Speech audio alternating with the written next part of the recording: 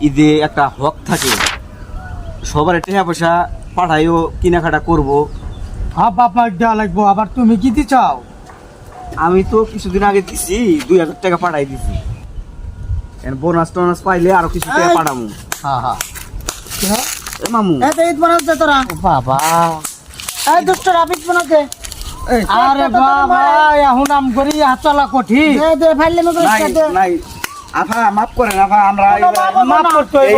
আমার ঈদ নাই তোকে একলা ঈদ দে ফাইলে মে করে দে টাকা পয়সা নাই, টাকা পয়সা নাই। না না দে আরে দে আমাদের দে কিছু- বদমাশি করে বদমাশ করে দে এভাবে কোনদিন হয় না রে ভাই, এভাবে কোনদিন হয় না। দে দে আরে দিমু তো, বলছি তো দিমু তো। মামু আমরা এই 5000 টাকা আমি বাঁচতে পাঠামু।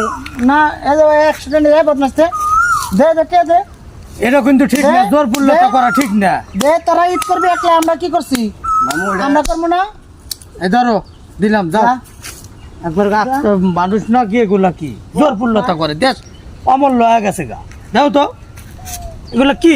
বাঁচতে টাকা পাঠামু মামু। এই আমি 5000 টাকা 500 মিলে টাকা আমি ভিতরে 100 টাকা নিয়ে গেল। 5000 টাকা মিলে নিয়ে এসে বাঁচতে ঈদ বোনাস পাঠাই দিন। আমার বইকে আবার হিসাব দিতে হইব আমার 500 টাকার ভিতরে।